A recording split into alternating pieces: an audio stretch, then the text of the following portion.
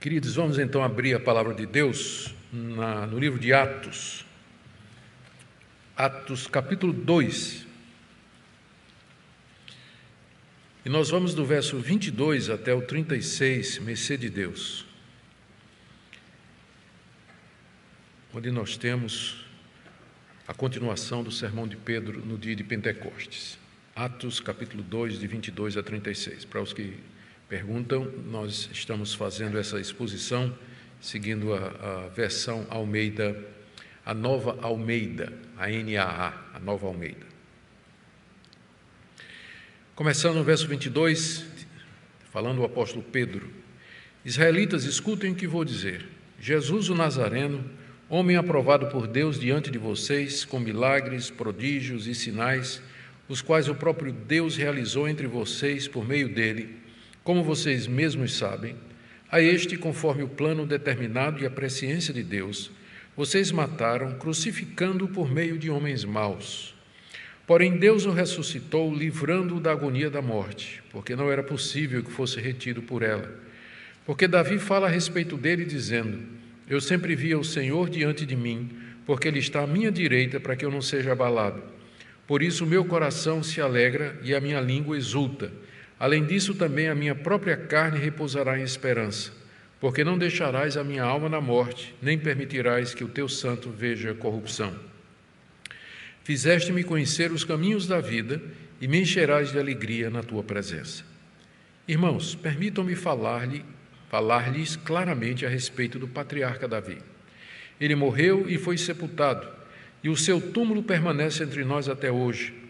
Sendo, pois, profeta e sabendo que Deus lhe havia jurado que um dos seus descendentes se assentaria no seu trono, prevendo isso, referiu-se à ressurreição de Cristo, que nem foi deixado na morte, nem o seu corpo experimentou corrupção. Deus ressuscitou esse Jesus, e disto todos nós somos testemunhas.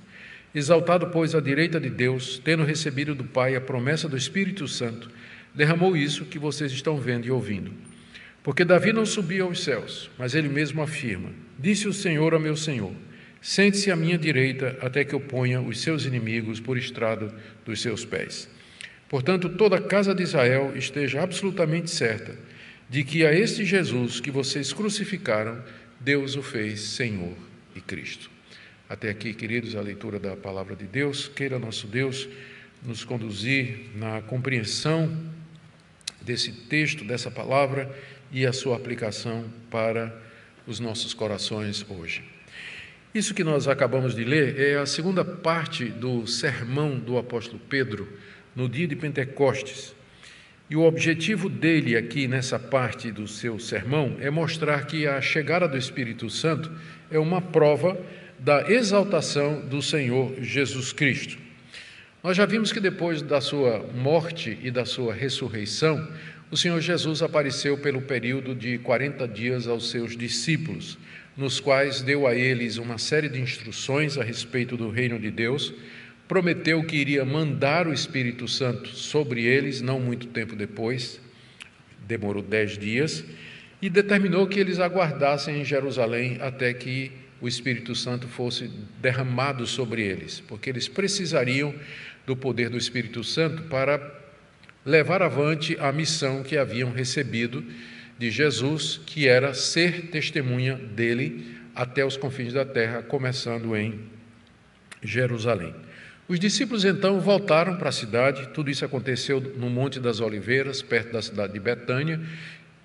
Uma vez que Jesus sobe aos céus na presença deles, eles voltam para Jerusalém, para o cenáculo, que era o local onde eles se encontravam regularmente, e ali eles perseveram em oração, aguardando a promessa do Espírito Santo. Nesse ínterim, eles substituem Judas, colocando Matias no seu lugar, completando o número de 12 apóstolos, pelas razões que nós já explicamos claramente aos irmãos. E aí, no dia de Pentecostes, 10 dias depois de Jesus ter subido aos céus, o Espírito Santo veio, conforme prometido pelo Senhor Jesus.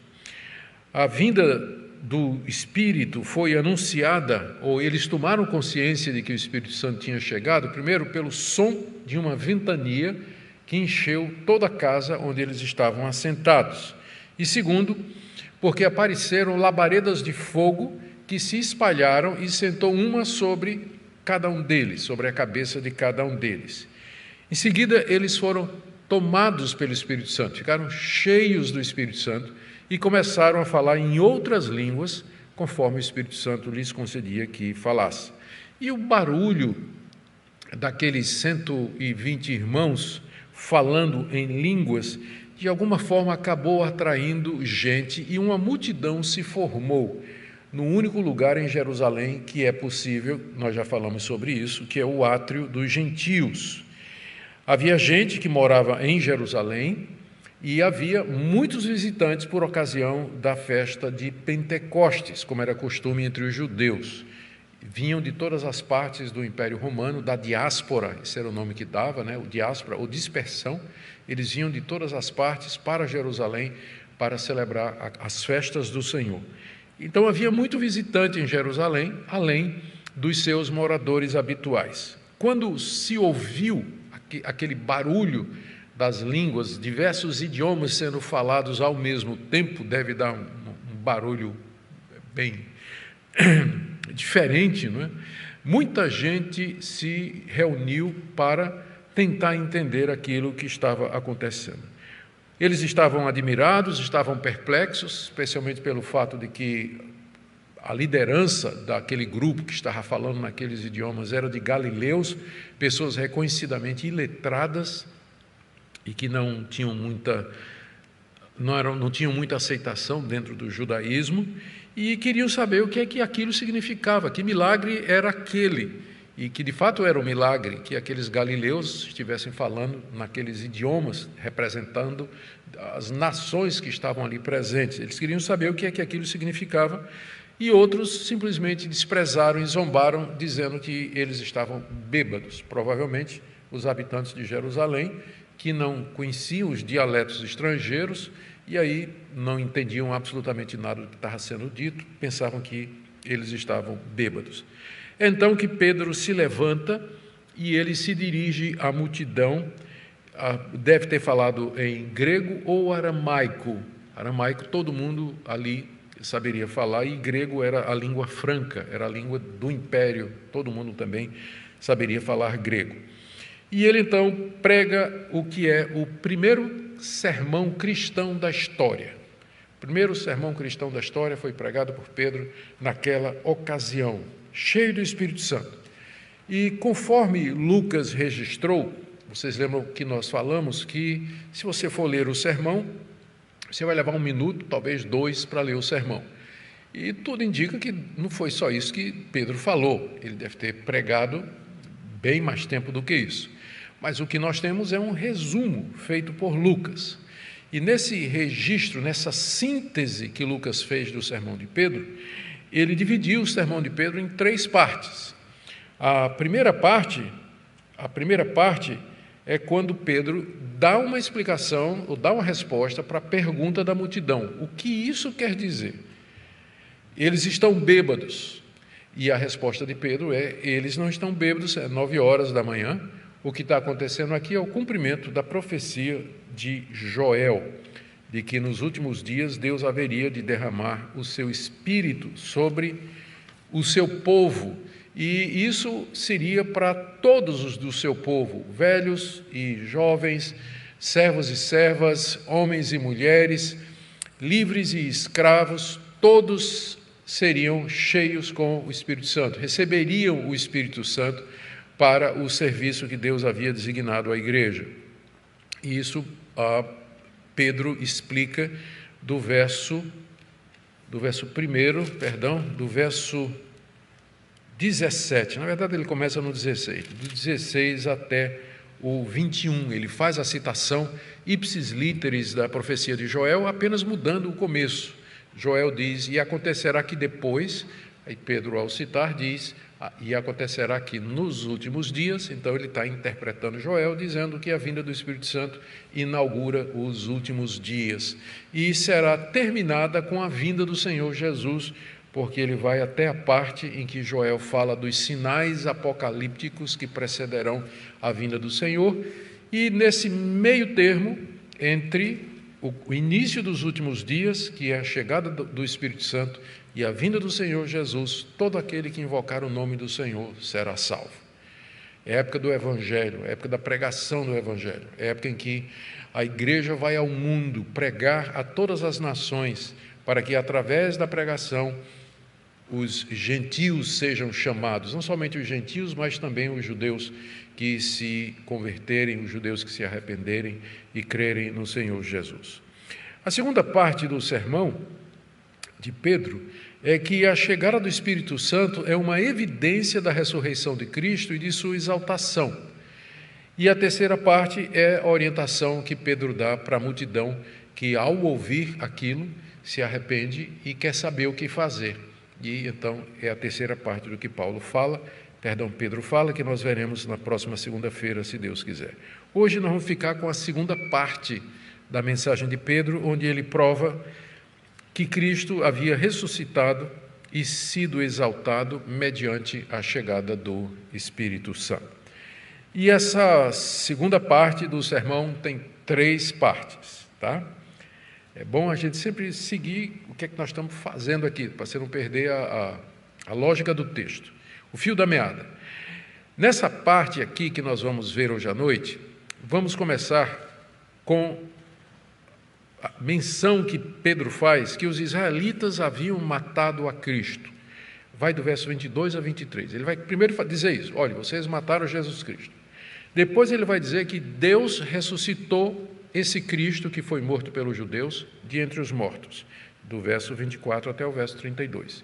E aí, do verso 33 até o 36, que é o nosso final, ele vai dizer que depois que Cristo subiu no céu, ele derramou o Espírito Santo como prova de que ele foi exaltado,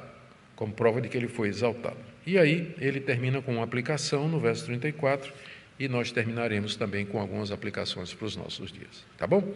Então, da parte que nós lemos hoje, primeiro ponto, os israelitas haviam matado a Cristo. É o que Pedro diz logo em seguida, depois de falar da profecia de Joel. Verso 22, israelitas, escutem o que vou dizer.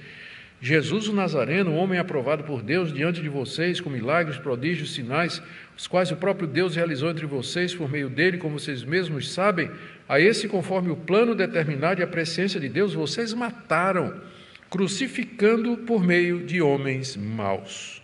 Vocês o mataram. Deus havia aprovado Jesus, verso 22, escutem o que eu vou dizer. Jesus o Nazareno, homem aprovado por Deus. Aprovado aqui significa confirmado, autenticado, demonstrado de que ele de fato era alguém que vinha da parte de Deus, que Jesus não era, como os líderes judeus pensavam, um endemoniado. Ele não fazia milagres pelo poder de Belzebu. Ele não era um falso profeta, ele não era a ressurreição de João Batista, mas ele era alguém que foi enviado por Deus e sobre quem Deus colocou a sua aprovação, e isso através dos sinais. Pedro usa aqui 3 termos, através dos milagres, prodígios e sinais que Deus realizou através dele. Isso não diminui o poder de Cristo, que ele realizou os milagres pelo seu próprio poder. Mas na economia da Trindade, enquanto pessoa humana, Deus trabalha através de Cristo. O poder de Cristo vinha, enquanto homem, de Deus. Ele fazia o que fez pelo poder de Deus, embora como filho de Deus ele também tivesse autoridade para fazer todas as maravilhas que ele fez. Os milagres, sinais e prodígios que Cristo fez, e aqui está incluído curas, ressurreições, expulsão de demônio, andar sobre as águas, multiplicação de pães, transformar água em vinho, todos os milagres que estão relatados no Evangelho, eles foram feitos com o objetivo de Deus confirmar que Jesus é o Cristo. Esse era o propósito dos milagres, e nós não devíamos desvirtuar isso. Deus o aprovou através de sinais e prodígios e maravilhas, conforme nós acabamos de ler aqui. O próprio texto é que diz quais foram os propósitos, ou qual foi o propósito pelo qual Cristo fez todos aqueles milagres. Era para demonstrar que ele vinha da parte de Deus. Ele foi aprovado, portanto, através dos sinais, e Pedro diz que todos vocês sabem disso. Aí no final do verso 22, como vocês mesmos sabem. Por que Pedro está dizendo isso? Porque os milagres que Jesus fez não foi somente ali em Jerusalém, mas ele fez na Galileia, ele fez nas regiões de Tiro, Sidom, ele fez em Decápolis, ele fez em Samaria, toda aquela região ali, Jesus visitou durante os 3 anos do seu ministério. Ele tinha um ministério itinerante, embora ele tenha feito sua base em Cafarnaum, às margens do mar da Galileia. Jesus andou por toda aquela região durante 3 anos, pregando nas sinagogas, fazendo milagres, ressuscitando mortos. Então, era sabido, era conhecido que ele, de fato, pelo poder de Deus, estava operando aquelas maravilhas. É claro, as multidões estavam interessadas no que podiam tirar de Jesus. Os líderes achavam que aqueles milagres eram feitos pelo poder de Satanás. Mas Pedro está dizendo que era Deus agindo através de Cristo em toda aquela região, comprovando que ele era o Messias, e disso todo mundo sabia. Inclusive, Jesus tinha feito vários milagres ali em Jerusalém.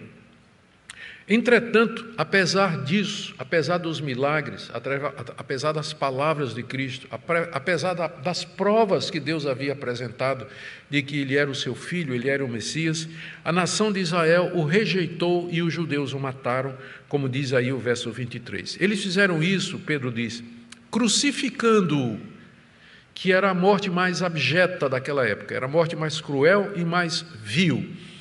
Eles podiam ter usado apedrejamento, poderia ser decapitado a espada, enforcado, mas a morte, o tipo de morte foi de cruz. Foi isso que foi essa maneira pela qual o Senhor Jesus morreu. E embora quem tenha crucificado Jesus tenha sido os romanos, Pedro aqui coloca a culpa nos judeus. Vocês o crucificaram, foram vocês que crucificaram. Por que Pedro faz isso? Porque foram os judeus que denunciaram Jesus falsamente, trouxeram-no diante das autoridades romanas, através do procurador Pôncio Pilatos, e pediram que ele fosse morto. Pediram a pena capital para Jesus, acusando de crime de sedição, de revolta, embora o verdadeiro motivo era outro. Era a inveja de Jesus, o receio de perder a sua popularidade, o prestígio que Jesus já estava ganhando cada vez mais com as multidões. Então, tudo isso levou os judeus, a liderança judaica, aquela geração, a rejeitar Jesus, apesar de todas as evidências que foram feitas diante deles, e pedir aos romanos que o crucificassem. Por isso, Pedro diz aqui que vocês o crucificaram por meio de homens maus. Os homens maus aqui, primeiro é Pôncio Pilatos, porque mesmo vendo que Jesus não tinha culpa nenhuma, para agradar os judeus entregou Jesus à cruz, e os próprios romanos, os soldados que debocharam de Jesus, repartiram suas vestes, escarneceram dele, pedindo para ele descer da cruz e salvar-se a si mesmo, furando o seu lado com uma lança. Enfim, toda aquela maldade, esbofeteando Jesus, toda aquela tortura que submeteram Jesus antes da morte. Então, tudo isso, Pedro coloca a culpa nos judeus, embora provavelmente nenhum judeu encostou um dedo em Jesus, a não ser o sumo sacerdote que o esbofeteou na cara. Mas, tirando isso, toda a tortura foi feita pelos romanos. Por isso Pedro diz aqui, vocês o mataram crucificando por meio de homens maus. Agora, note que no mesmo versículo, Pedro diz que tudo isso aconteceu conforme Deus havia determinado. Deus havia decretado. A esse, verso 23, conforme o plano determinado e a presciência de Deus, vocês mataram, crucificando por meio de homens maus. Eu comecei pela culpa dos judeus para mostrar a vocês que a soberania de Deus não isenta o homem das suas escolhas e das suas decisões. A soberania de Deus é muito clara na Bíblia, pode ser mais clara do que isso aqui. Isso que aconteceu foi o decreto de Deus, foi o plano de Deus, no seu plano determinado, o seu desígnio antecipado e a sua presciência, o seu conhecimento de todas as coisas. Não é o conhecimento de que Deus viu o que é que ia acontecer. Porque imagine se Deus deixasse o plano da salvação a critério das decisões humanas, né? Tinha tudo para dar errado, tudo para dar errado. Vai que Judas não trai ele, né? Vai que não acontece nada disso. Não, tudo havia sido decretado por Deus. A presciência é a maneira de Deus acompanhar os detalhes do plano que ele já havia estabelecido. Deus havia decretado a morte de Cristo exatamente como ela aconteceu, de uma forma que não tirou e não tira a responsabilidade dos judeus, de Pôncio Pilatos, dos soldados, dos romanos em geral. Não tira. E isso está na Bíblia toda. A Bíblia afirma essas duas verdades constantemente. Deus está no controle da história, no controle de suas criaturas, nada acontece fora da sua vontade, e no final o que vai prevalecer é a vontade dele. Ao mesmo tempo, você é responsável pelas suas decisões, você vai ser responsabilizado pelas suas escolhas. Quando você faz alguma coisa, você faz absolutamente porque você quer fazer, e você vai ser julgado de acordo com isso. De forma que nós não podemos imputar a Deus a culpa e o pecado de suas criaturas. Esse é um mistério com o qual nós temos que conviver. Quando as pessoas tentam resolver esse mistério, porque essas duas coisas estão juntas na Bíblia, no único versículo, no mesmo versículo, está aqui, soberania de Deus e responsabilidade humana. Quando as pessoas tentam separar isso aí e achar uma solução, ou elas caem no libertarianismo, no livre-arbítrio, e Deus não conhece nem o futuro, porque a consequência final é essa. Se Deus não conhece, se o homem é livre de forma que nada das suas ações é decretado, se Deus sabe o que eu vou fazer daqui a 10 minutos, então já está definido.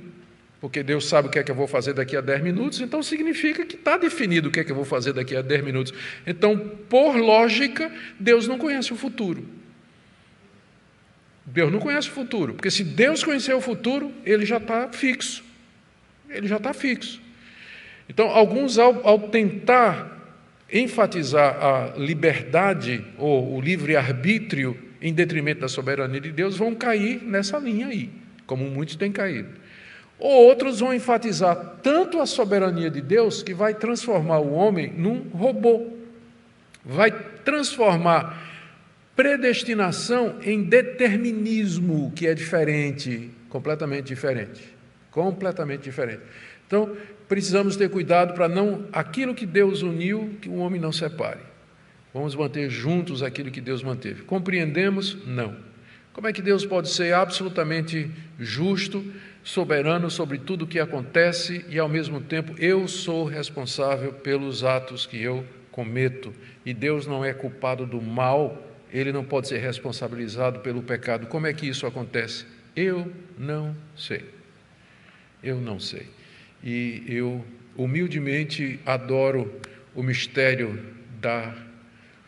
do ser desse Deus, que ele é tão grande e tão poderoso, que ele é capaz de fazer isso sem entrar em contradição. Nós não. O problema é que a gente quer medir Deus por nós. Mas Deus, sendo Ele o que é, Ele é capaz de fazer isso sem entrar em contradição interna. E Ele é perfeitamente justo, fiel e amoroso. E Ele pede que nós confiemos nele. Você vê que para Pedro aqui não tem tensão nenhuma, quer dizer, não tem problema nenhum. Ele afirma no mesmo versículo, no mesmo fôlego, na mesma frase: vocês mataram Cristo conforme o decreto antecipado de Deus. Conforme o decreto antecipado de Deus. Muito bem. Primeiro, Pedro coloca a culpa da morte de Cristo nos israelitas, aqui, no verso 22 até o verso 23, sem com isso anular o plano, o decreto eterno de Deus. Segundo, ele fala aqui que Deus ressuscitou a Jesus dos mortos, de 24 a 23. Ele diz assim: porém Deus o ressuscitou, livrando da agonia da morte, porque não era possível que fosse retido por ela. Eu não gostei dessa tradução da NAA, melhor anterior. A ARA diz que Deus o livrou da agonia Deus o ressuscitou, livrando dos grilhões da morte, ou dos laços da morte, segundo a NVI. Isso faz mais sentido, né? porque o resto da frase diz, porque não era possível que fosse retido, que fosse preso, que fosse amarrado por ela.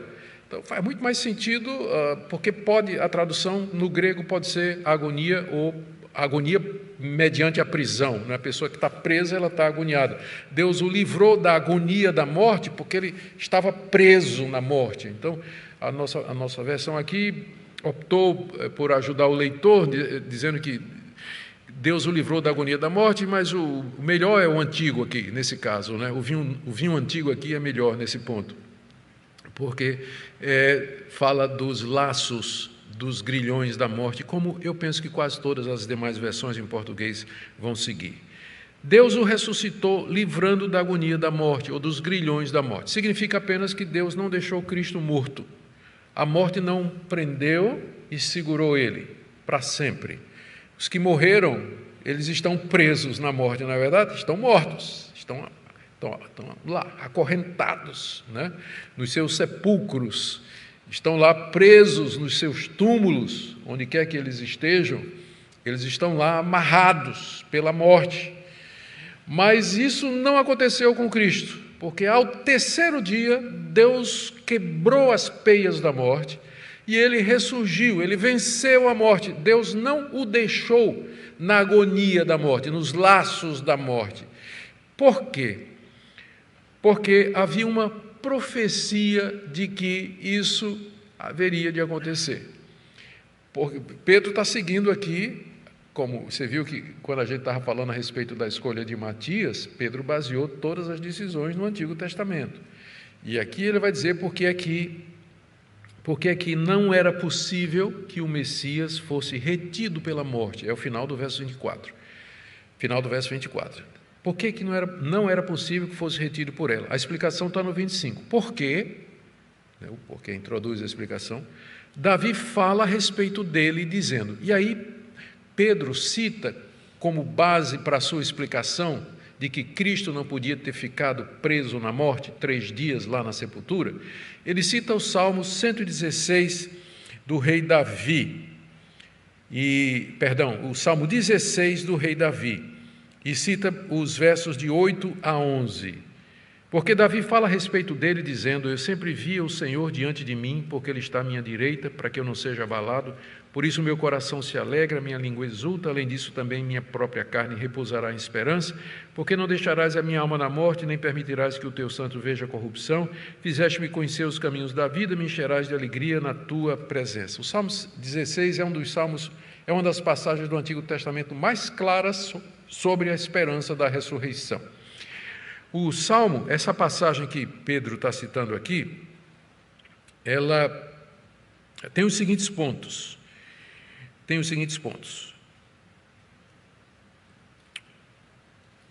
Primeiro, Davi sempre via o Messias diante dele, verso 15. Sempre vi o Senhor diante de mim, e porque Ele está à minha mão direita, eu não serei abalado.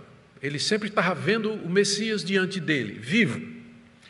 Segundo ponto do Salmo é que, por isso, ele tinha alegria e ia morrer em esperança, verso 26. Por isso, meu coração se alegra e a minha língua exulta. Além disso, também, minha própria carne repousará em esperança. O que é que significa isso? A minha própria carne repousará em esperança. Ele está dizendo que quando eu morrer e a minha carne for sepultada, eu morrerei na esperança de ser ressurreto. A minha carne vai repousar em esperança, não é o fim. A morte não é o fim. Eu tenho esperança além disso. Por quê? Verso 27. Porque não deixarás a minha alma na morte. Eu não ficarei morto para sempre. Eu não vou ficar morto para sempre. E não permitirás que o teu santo, o santo aqui é o Messias, veja a corrupção. A corrupção aqui no contexto não é a corrupção moral, mas é a corrupção da carne. O corpo, quando é sepultado, depois de alguns dias ele começa a se decompor. Ele se corrompe, ele apodrece até que ele vai virando pó. Davi está dizendo que Deus não ia deixar que o Messias experimentasse a corrupção, ou visse a decomposição do seu corpo, está pressuposto que o Messias ia morrer, mas está pressuposto também que ele não ia ficar morto, porque o corpo dele não apodreceria. Verso 28, fizeste-me conhecer os caminhos da vida e me encherás de alegria na tua presença. Veja a esperança de Davi, de viver para sempre na presença de Deus. Bem no meio dessa passagem está aí o verso 26, onde ele fala, verso 27, onde ele fala que Deus não permitirá que o seu santo veja a corrupção. É isso aqui que Pedro está pegando do Salmo. Ele pega isso aqui do Salmo. Do verso 29 em diante, ele faz então a sua explicação. Depois dele citar o Salmo, ele faz a explicação do Salmo para aquela multidão lá em Jerusalém. Primeiro, ele diz que Davi aqui, ele está falando da ressurreição de Cristo. Não da dele ainda, mas da ressurreição do Messias. A prova disso é o verso 29. Irmãos, permitam-me falar-lhes claramente a respeito do patriarca Davi. Ele morreu e foi sepultado, e o seu túmulo permanece entre nós até o dia de hoje. Então, Davi não está falando de si mesmo quando ele diz, não deixarás que o teu santo veja corrupção, porque Davi morreu e viu corrupção. Aliás, o corpo dele estava lá, né? Pedro está dizendo, o túmulo dele está aqui até o dia de hoje. Então, ele está falando de outra pessoa. Está falando de outra pessoa, não está falando de si mesmo. De que ele está falando? Ele está falando da ressurreição de Cristo pelos seguintes motivos. Primeiro, ele era profeta. Davi era profeta, então o que ele escreve nem sempre era alguma coisa só da experiência dele, o que ele estava passando. Estou triste, Senhor, alegra meu coração.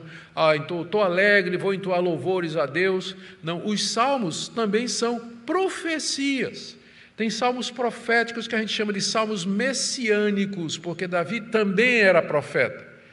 Ele anunciava as coisas de Deus através da arte, através da poesia, da sua habilidade. E um dos salmos messiânicos mais conhecidos é esse Salmo 16, onde ele fala da ressurreição do Messias. Então, ele era profeta, não estava falando só de si. O profeta não fala só de si, ele fala de outra pessoa e geralmente do Messias. O centro da profecia, o espírito da profecia é Jesus Cristo, como diz lá no livro de Apocalipse. Então, ele era profeta e ele sabia, porque Deus tinha aparecido para ele e Deus tinha feito uma promessa, que um dos seus descendentes se assentaria para sempre no trono de Israel. No verso 30, sendo profeta, sabendo que Deus lhe havia jurado que um dos seus descendentes se assentaria no seu trono, ou seja, Davi teria um descendente que se assentaria para sempre no seu trono. Então, para que pudesse ser para sempre, tinha que ser imortal. Não podia ser uma pessoa sujeita à morte, mas alguém que vivesse eternamente. Então, ele era profeta, o túmulo dele estava em Jerusalém, e ele está falando de alguém que se sentaria no seu trono para sempre. Então, é claro que não era dele mesmo que ele estava falando. De quem ele estava falando? Estava falando do Messias. Ou, nas palavras de Pedro, no verso 31, prevendo isso, referiu-se à ressurreição de Cristo. Pedro aqui está interpretando o Salmo 16 e dizendo que aquela passagem é uma profecia a respeito da ressurreição de Jesus Cristo. Estava profetizado que ele haveria de ressuscitar, porque ele não foi deixado na morte e nem o seu corpo experimentou corrupção.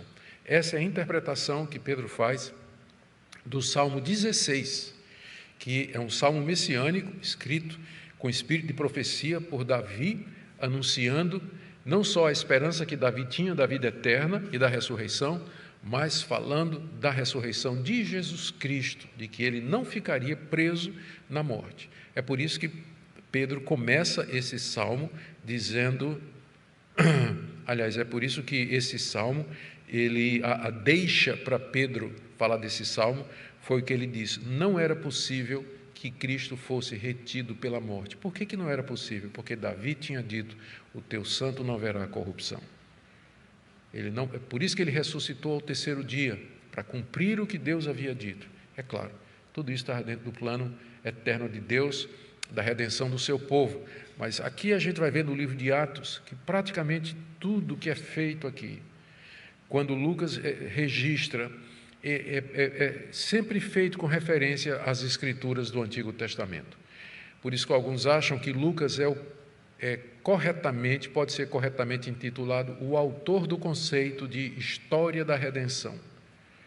Ou seja, uma história que acontece dentro da nossa e que sempre é cumprimento de alguma profecia, e que são os atos salvadores de Deus, todos eles antecipados no Antigo Testamento. A morte de Cristo, a sua ressurreição, o derramamento do Espírito Santo, a chegada dos gentios na igreja, a futura vinda do Senhor Jesus, todos eles são chamados, esses eventos compõem a história da redenção, e aparentemente o primeiro autor do Novo Testamento a desenvolver esse conceito mais claramente é Lucas aqui em Atos, porque ele vai narrar o desenvolvimento da igreja, sempre apontando para a Escritura. Isso aconteceu por conta que está escrito, e assim por diante.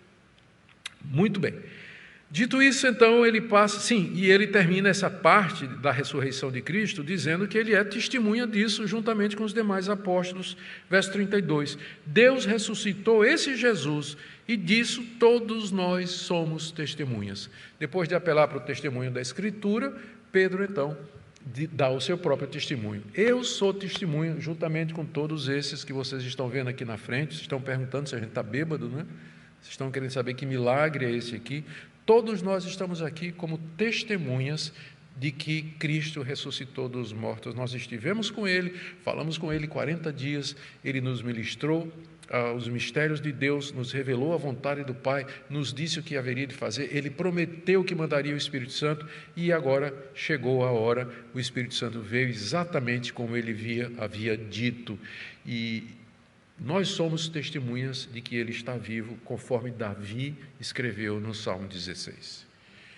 E agora nós estamos prontos para a terceira parte do sermão de Pedro, dessa terceira parte da segunda parte do sermão de Pedro, tá certo? Quando ele vai falar agora que a descida do Espírito Santo era a prova da exaltação de Jesus, do verso 33 ao verso 36. No verso 33 ele diz que após ter sido ressuscitado, Cristo subiu aos céus e foi exaltado à direita de Deus. Isso quer dizer que ele recebeu, Cristo se assentou no local ou no lugar de maior honra e glória do universo e recebeu todo o poder no céu e na terra. A sua exaltação é a coroação de toda a sua obra salvadora, desde a encarnação, ministério, sofrimento, morte, ressurreição, ascensão e glorificação, que a gente chama também de exaltação de Cristo. Ele agora foi glorificado, ele foi exaltado, ele está agora no seu estado, ele terminou a obra da redenção. E uma vez que ele fez isso, Deus lhe autorizou a conceder o Espírito Santo aos seus discípulos, conforme havia sido prometido. Então, Cristo, ao chegar no céu e se sentar à direita de Deus, recebeu do Pai a promessa do Espírito Santo, e ele então derramou o Espírito Santo sobre os seus discípulos, conforme ele havia prometido. E era isso que aquela multidão estava vendo e ouvindo. Vamos ler aqui do verso 33. Exaltado, pois, à direita de Deus, e tendo recebido do Pai a promessa do Espírito Santo, derramou isso que vocês estão vendo e ouvindo. Em outras palavras, isso que vocês estão vendo e ouvindo é a vinda do Espírito Santo. Conforme os profetas falaram, o Messias derramaria o Espírito Santo sobre o seu povo, inaugurando a era messiânica.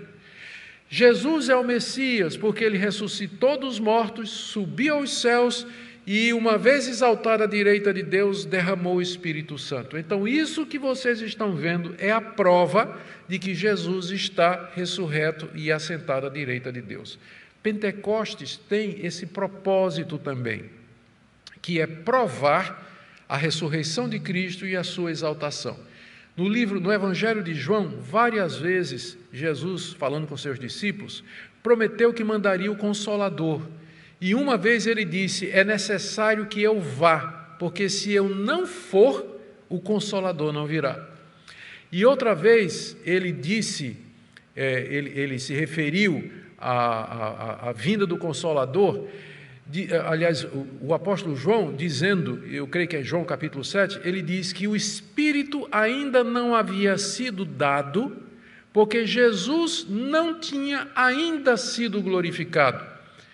É na passagem que fala da água da vida, quando Jesus diz que quem crer em mim vai beber dessa água, da água que jorra para a vida eterna. Ele estava falando do Espírito Santo, João diz, mas o Espírito Santo ainda não tinha sido dado, porque ele não tinha sido ainda glorificado.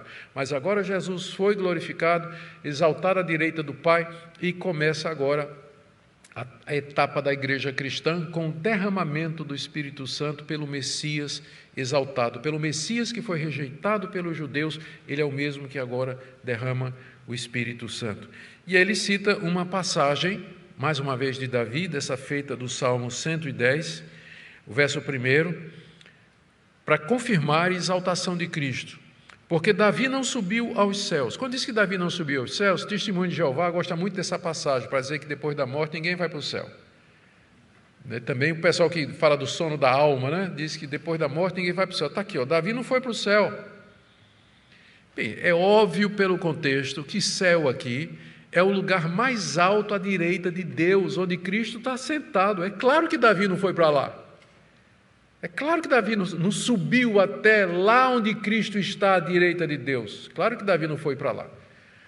Davi está no meio da multidão, ao redor do trono, que louva e adora o Cordeiro que está sentado no trono juntamente com seu pai. Davi não chegou a sentar-se à direita de Deus. Davi não subiu aos céus, mas ele mesmo afirma que outro ia subir. Disse o Senhor ao meu Senhor, sente-se à minha direita. Está vendo aqui que céu significa isso?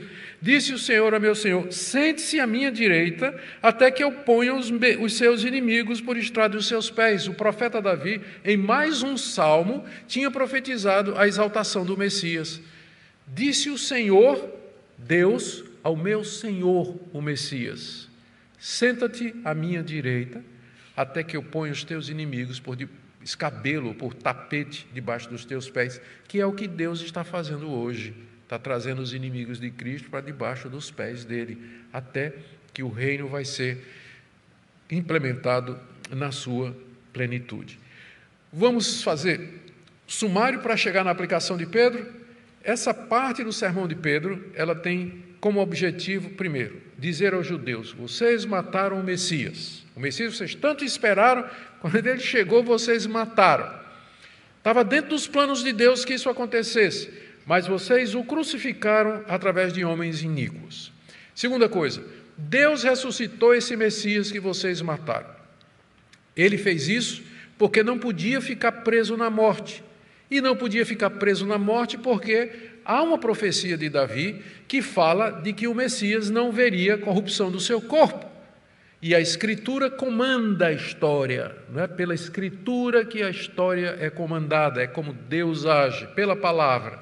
Então a palavra estava dizendo que ele não ia ficar morto, não ficou. E agora, terceiro ponto de Pedro, isso que vocês estão vendo aqui,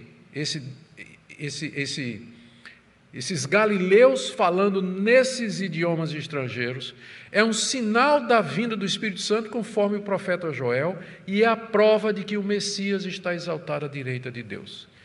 Aqui eu lembro de uma ilustração que me ajudou muito, eu não me recordo quem contou, mas me ajuda muito a entender isso aqui, como a chegada do Espírito Santo prova que Jesus está exaltado. É a história de José do Egito. José foi traído pelos seus irmãos, foi vendido a Potifar, passou por humilhação, foi preso, mas depois, pela providência de Deus, ele foi exaltado lá no Egito e ficou numa posição de glória e de grande autoridade lá no Egito, abaixo somente de Faraó.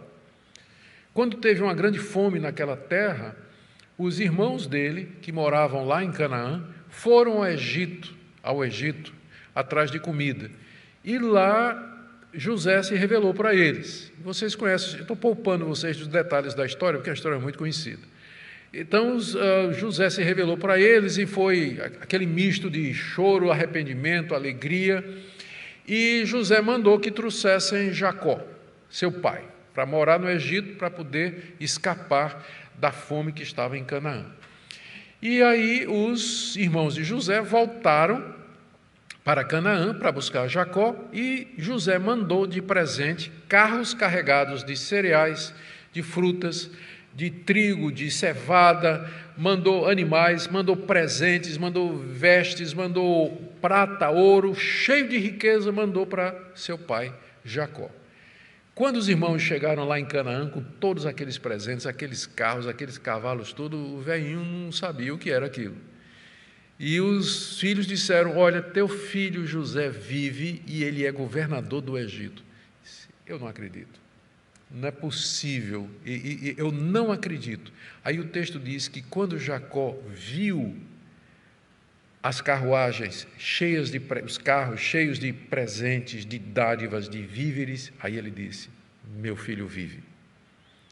Então ele ficou certo que o filho estava vivo, sem ter visto o filho. Mas o que é que ele viu?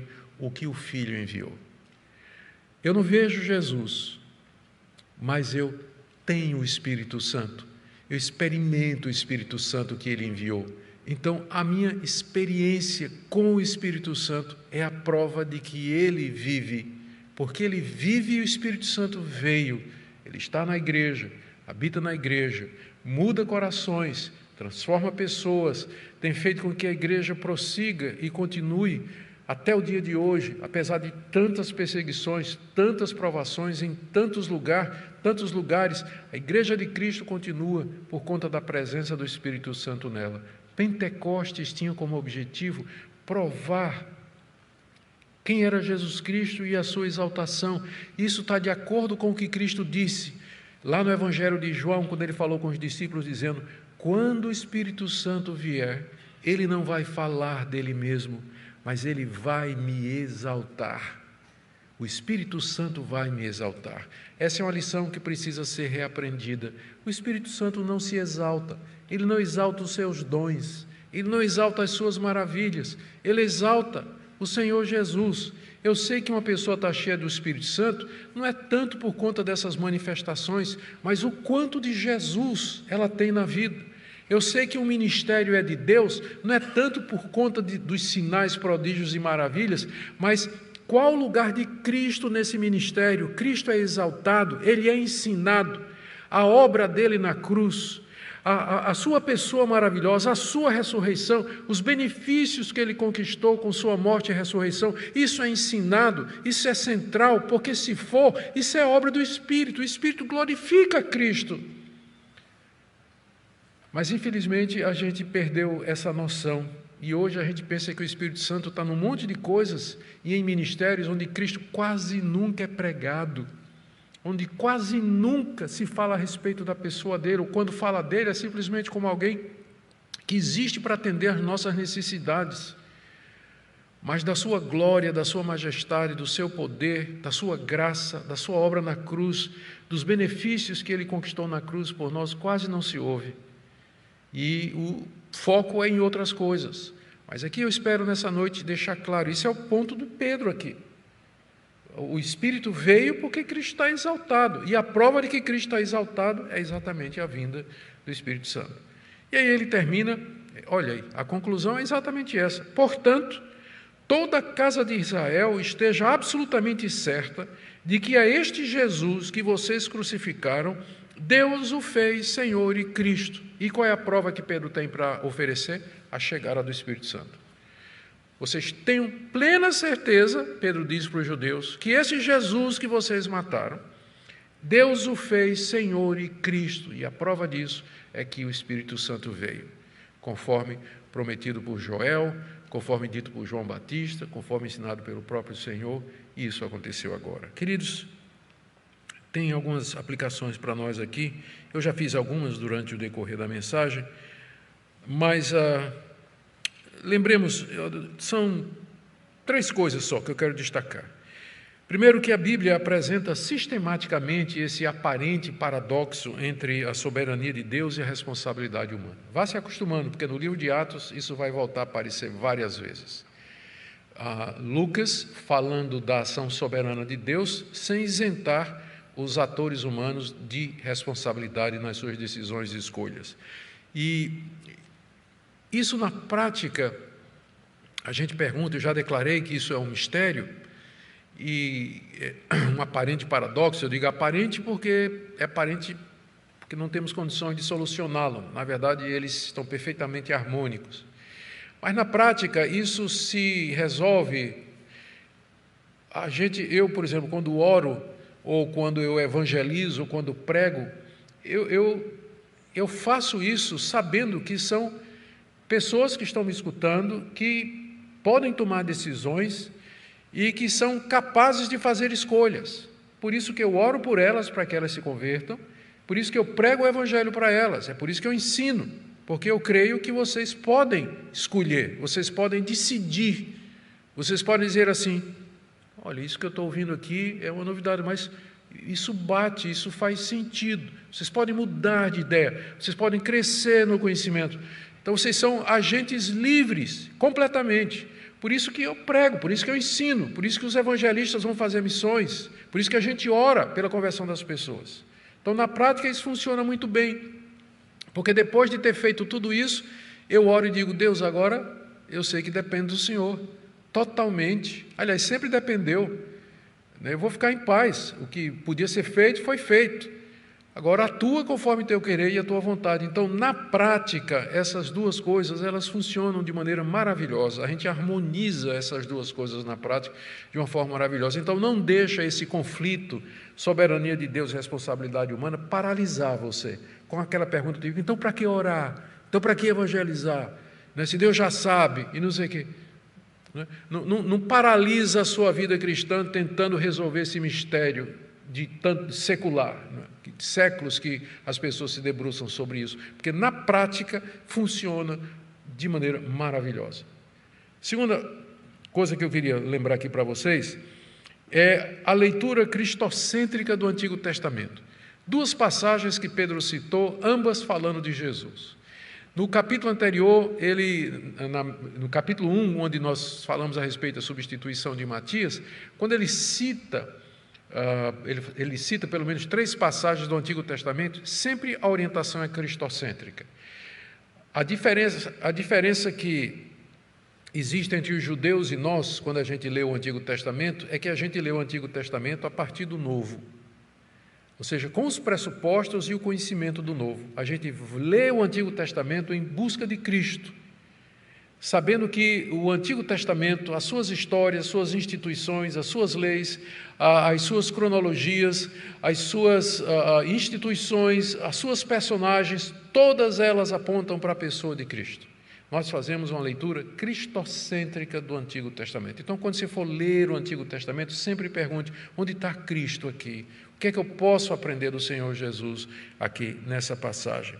E a última coisa que eu queria dizer: o Senhor Jesus continua vivo, Ele continua assentado à direita de Deus, no lugar de maior honra, glória e poder do universo, e Ele continua enviando o Seu Espírito Santo para renovar a sua igreja, para renovar a sua fé, para fortalecer você, para conceder dons, habilidades e capacidades para que nós sirvamos a Ele aqui nesse mundo. Jamais nos esqueçamos disso. É nele que está a nossa confiança e é nele que nós colocamos a nossa esperança no perdão de pecados e na vida eterna. Amém? Vamos ficar em pé.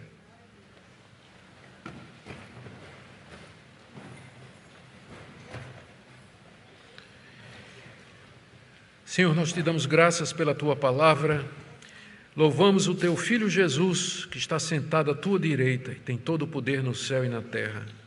Nós bendizemos o nosso bendito Salvador e esperamos confiantes que nos conduza aqui nesse mundo, na evangelização, no testemunho cristão, no amor aos pobres, na ajuda aos necessitados. Ó Deus, que Teu Espírito Santo renove a igreja, renove Teu povo, e que levante aqui na nossa nação, ou que nos dê nessa nação, um verdadeiro avivamento espiritual, focado na pessoa de Cristo, em quem Ele é, na sua glória, na sua graça.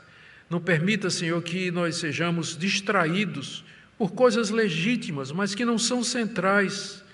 pensando que somos espirituais, quando na verdade não há espiritualidade à parte da pessoa do teu Filho. Ajuda-nos, Senhor, pedimos em nome de Jesus. Amém. Amém.